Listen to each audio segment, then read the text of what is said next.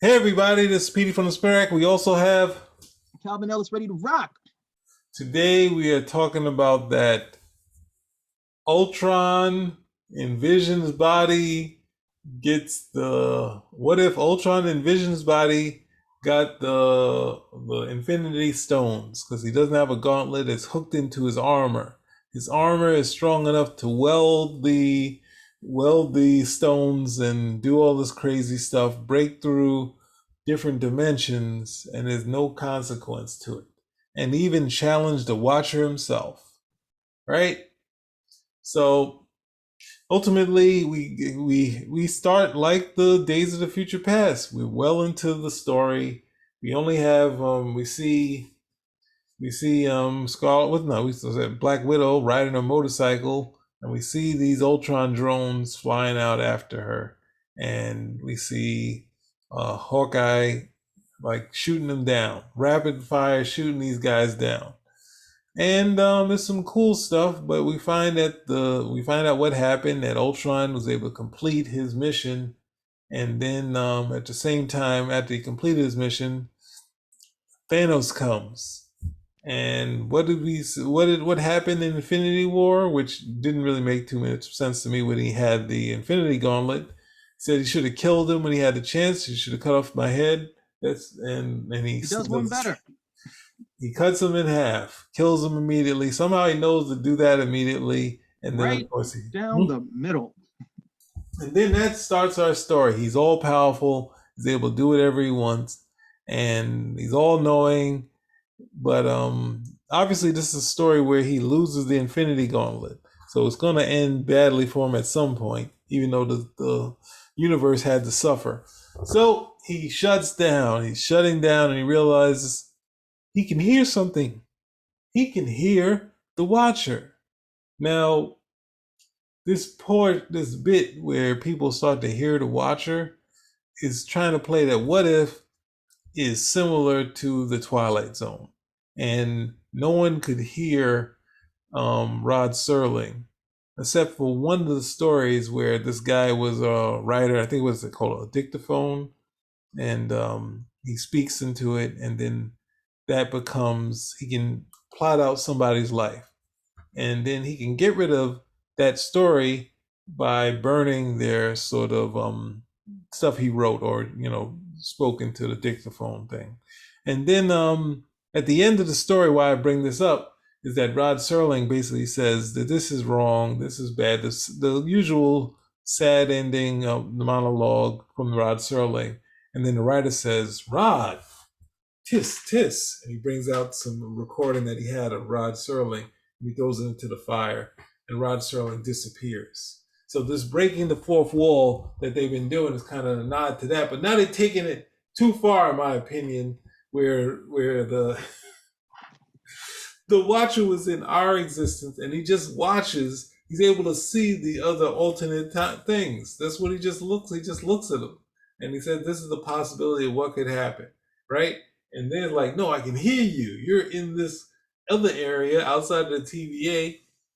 So we go against what was going on in the Loki series, and he's just been able to go through different timelines and utilize this thing, fighting the Watcher in a big sort of Jack Kirby kind of cataclysmic like destruction. But at the same time, we get to see the Captain Marvel, who I'm through with now. I was okay in the Thor thing. Now I'm done. I can't. I don't want to do anymore. I can't. I have some. I've talked long enough. What are your thoughts? I'm letting you loose. I'm letting the dog loose. What's up? This episode, I mean, if you've been enjoying What If, I think this was a great episode for you. A lot of action, ties into some of the stuff that happened before, very much along the lines of a video game in terms of like those those cut scenes that you'll have in a video game where, just like, stuff just happens and then you get, go straight to the fighting and along those lines rather. So I thought, great. If you're somebody who's been enjoying it, and especially if you're somebody who is not familiar with the comics, then which I'm realizing more and more But then people, I was talking, to a couple of people about the episode, and I bring stuff up, and they're like, "Huh? I didn't know that about Uatu." And I'm like, "Okay, I don't know how much comics this guy has read." Where they're like, "Oh, I said, you didn't realize like the second time he appears, this guy is trying to help save the Earth." You know, so it's also that bit of understanding as a comic reader that you know makes my level of enjoyment greater or lesser at the time. And it's just impossible for me to put it to the side because I know this stuff. It's just really impossible. But if you're somebody who's on the other end of that, hey, it's great. It's great. If you're somebody on who's not on that end, then a lot of the stuff over here, I was like, okay, you got like this Orbis storyline. Thanos comes in Infinity War, and he's the biggest threat the Avengers have ever faced, and they fail. This is the first time we see a movie, and these guys fail, and the audience is actually left with this. Like the heroes are supposed to win. Like, no, these guys didn't make the job. They couldn't do the job on this one. They actually gonna need another movie to get this done. Here he comes and he just slices them in half. And you're like, well, why didn't you guys just do that in the first movie? You had the Mind Stone. You guys were doing your best to get the Mind Stone off the Vision and destroy it. You should have said, hey, Vision, as soon as he comes, cut him right in half. And the fact that the Vision had no idea he had the power to do this, you could have probably done it from a distance, and it would have been effective. And then, of course, the other thing where, wait a minute, Thanos has all these other stones, and you can just slice this dude in half. He couldn't put up a shield. So, but then that's where suspension of disbelief sets in and you start questioning everything. So, that was one issue with it. But then the fight with the Watcher was so prosaic. These are supposed to be, if you have Ultron with the Infinity Gauntlet, then and he's fighting your Watcher, these are higher level beings. Why do these guys need to duke it out and have a slugfest? Why do they need to punch each other? We could have had something where they're trying to alter reality, do it like a wizard's duel, like they did with Merlin and Queen Mab in The Sword and the Stone with Disney, where they were like, yeah, wizards don't fight in the same manner that other people. They use magic. Here you got higher level beings. Why are you guys hitting each other, flying all over the place? And then Uatu was supposed to be a pretty powerful dude, and the best we can see from him is some lip service about you don't know my will, and now I'm going to put on armor to only to get my behind handed to me while I'm in armor. So again, more of this video game stuff. It's like, well, you leveled up, but hey, you still can't pass this one, buddy, because you didn't do ACC up, right, down, and so you're not gonna be able to beat this dude. And he gets his tail kicked, and he's got to go run back. Who? Doctor Strange, or evil Doctor Strange with his tail between his legs. Yeah, guess I should have done something. Guess I should have helped. Are you gonna help me now? I hope you will. It's yeah, that's those things were problematic for me too. The thing the moment that they're trying to say that the key to this is something in there, and the fact that the watcher can't say anything to them is not really. I mean, the watcher doesn't directly, but he can. He has come in there, helped them do things to figure things out. Obviously, him getting the ultimate, empowering the Human Torch so he could fly through space and get the ultimate nullifier from Galactus' ship is him doing a lot of the heavy lifting. So, it's but that's his belief in humanity. Like that's why it's good to keep it like someone on Earth that he came here and he decided, these guys are worth me helping. And the fact that he has an oath as a watcher just to watch, and that he's broken the oath, just like Captain Kirk going against a prime directive, saying, "Hey, this is a little more important." But when he first meet Galactus, he doesn't just get into a slugfest. They have a talk, and Ben Grimm is like, "What is the Watcher doing? Why didn't he do something?" But it's like, no, that's not what they're gonna do. He's gonna help humanity, but he's not into going in and just like starting the fight, that sort of thing. And I think he showed up in well, they also kind of trying to be cynical about it, where Ultron doesn't even know this character, and he's going on about, sitting up there creepily watching people, and it's just like, yo, it's the idea of a cosmic person documenting everything that's happening.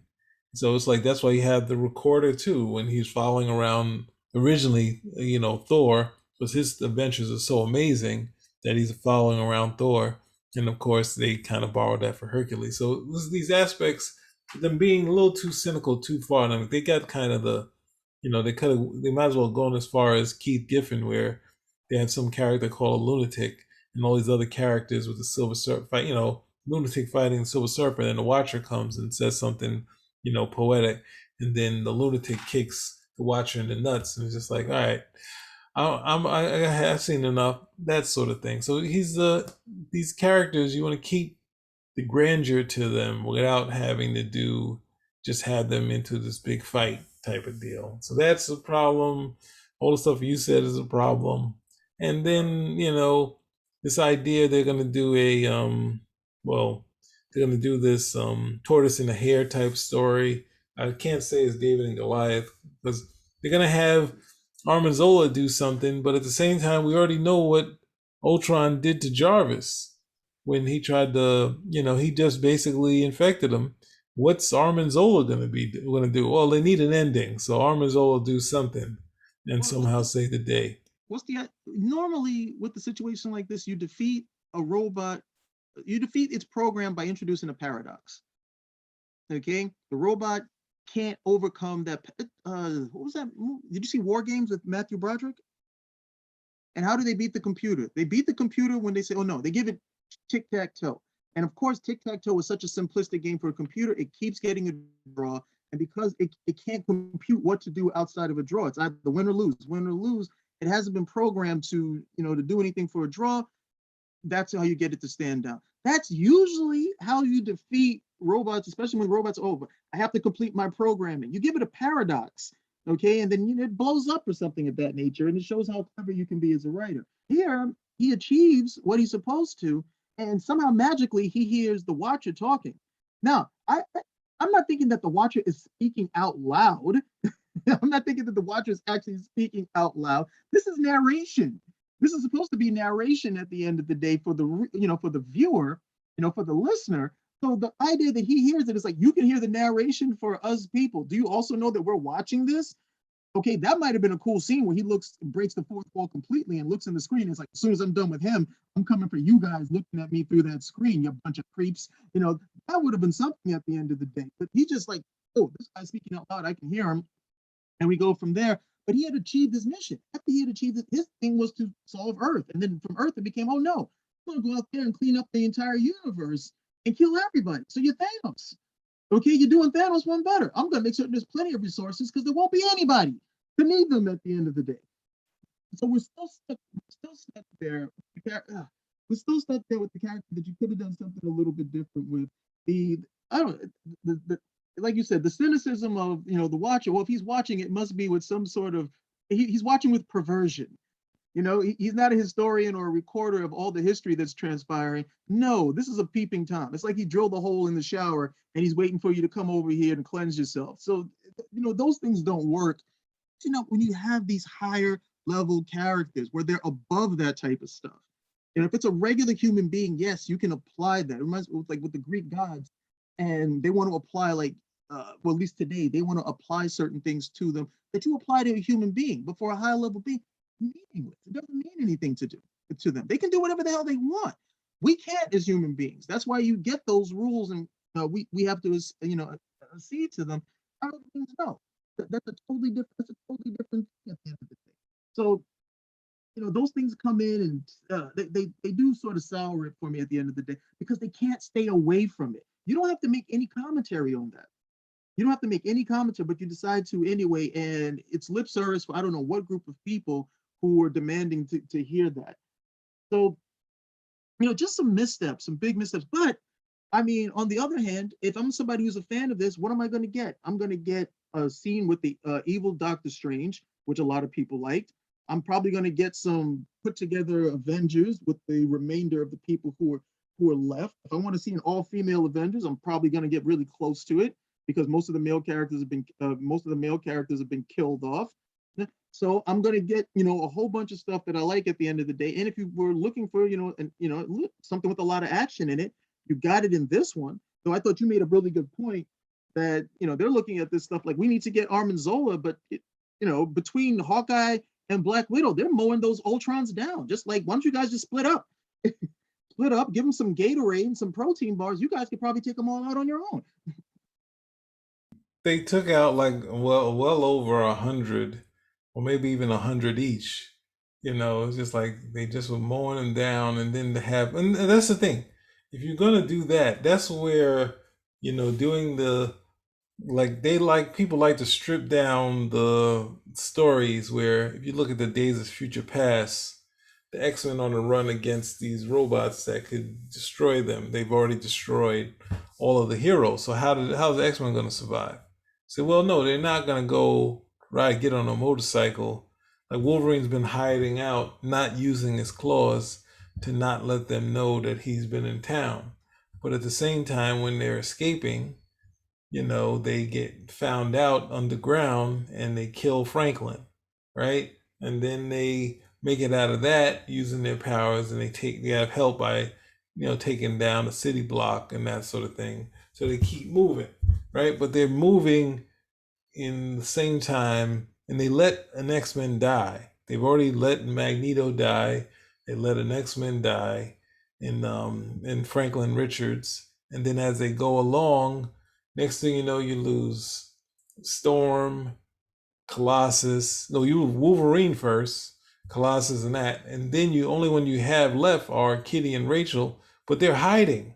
They're not even trying. But this time you get to be cool and say it looks grim, but it's like no. Like the thing is that you have some cannon fodder, people that die while you're making your run off, and people die as you go along, like the zombie films. You start out with a good 10, 12 people, and you wind up with one, or the horror things. That's why you have it. So at the end of the day, say this is the luck of the draw. It's harder to do when you do the sequel and say that same person lucked out again.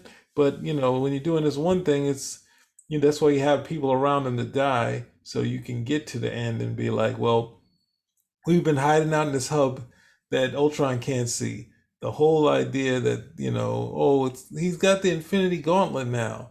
They're still dealing with him connected to this hive of what's the name. They have to get back to no. They don't have to do nothing. He's got the Infinity Gauntlet. It's like, well, they're given limitations when he don't have any limitations to his powers. So it's like kind of wacky to set up their story. And there's one thing. What is it? The suspension of disbelief, which I agree. At some point, you just let some of this stuff go. But at the same time, as you keep having to explain stuff, and you have to have somebody nerd explain why this is okay, why they can't use it. Nobody can use the time stone except for what's the name? Like the same way Doctor Strange did. Like why can't he use it? Why can't he figure out all the alternate timelines and say, well, they're gonna come for Armanzola. Let me wipe that out. Nope. Well, they're thinking that they can't do anything. Why not? That's what has he got the time stone for? I said, well, I was just arguing with people. They're saying, well, what's the name studied? And that brings into play what the original, story of the Thanos quest was about. That we had this character that there's a character I think was at least respected as far as fans, which was the gardener who had a soul gem, and he used it to cultivate this garden, gardens across the universe, and that sort of thing. He's one of the elders, and then he runs into Thanos, and Thanos says, "You haven't been cultivating a garden. You've been using time. And you use time, and you take it up to the point where it's its most beautiful, but you freeze it. So you're freezing everything in time, where these things would wither away the way they're supposed to." And then, of course, Thanos kills him, and he takes the soul gem, and he finds out, but it's now the time gem. He is the one who named it the time gem. Now you have the guy who has the time gem not understand it. Ultron can't understand it. Then why do you give them these things? But you gave it to gave it to who's that guy? Doctor Strange, and he knows how to use it. He know well Thanos looked like he knew how to use it, but he forgot to. Well, he's dead after the first thing, so it's like the conceit when you get to the next story you don't have time to do that while he's fighting, that sort of thing. But he could just freeze them and then start figuring stuff out. But that would kill the whole plot. But then Ultron neither. I don't know about that. That's asking too much of me. But I think you'll get all your girls in there. You get your Captain Carter in this part two. Somehow he didn't kill Captain Marvel, so you have her in there, and the Black Widow, fresh off of the court case from Disney. Got the money now. She's chilling. She can be in the next part, but she was always going to be in. She's been in too many of these things already. She was this will be that'll be her third then. But it's one of those things where I could agree with you. I know that people like this stuff and be in awe on it, but then it's like, what about these characters?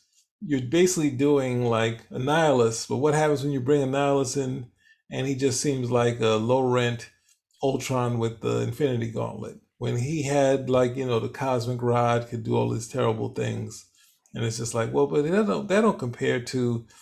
I think no. Can you describe what this kind of thing is like? You said it earlier with the video games that have this getting all of the cool stuff and like being able to multiply your powers at one thing where it's like they might as well have him add the claws at the end.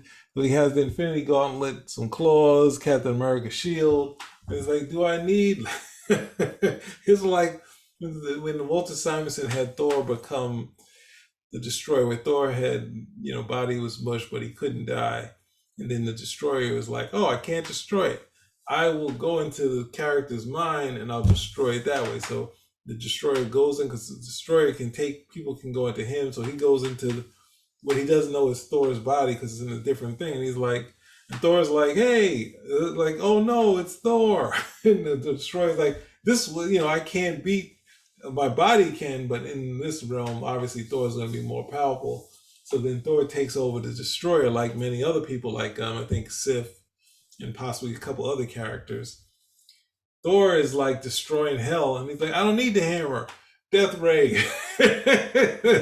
You don't need the extra stuff when you got all this stuff. So, it's just asking a lot to do this thing. I mean, they're not doing stories so you can do the smaller stories. They're just doing bigger, bigger, bigger, more characters, more weapons, more this, more that. And just like, I don't know. That was a But great people issue. like, hmm? That was that issue with Thor fighting the. I love that issue because the Destroyer's like, oh, I'm gonna go. Who? Thor? No, no, no! And So, you're reading it, you're like, oh wow, this is great because the Destroyer in the physical realm is a real challenge for Thor, real mhm. challenge for Thor. But there, he's like, oh no, I can't take him here. No, no, let me go, let me go. Yeah. But the video game thing is like, okay, you get like, oh great, now you got this new armor and so on and so forth, and you go there and you're still getting beat. It's just showy, it's showy at the end of the day, but it's not real. It's not necessarily real power at Hmm. the end of the day. It's just like another suit, but you still can't get anywhere with it, and they have that same application. But a lot of this stems from the fact that they just don't read the comics. And you would really have to sit down. I mean, I don't expect these writers to sit down and read 10 years worth of comics or anything along those lines. But if you read just some of the seminal stories with the Uatu in them, then you would get, oh, just read the what ifs. Yeah.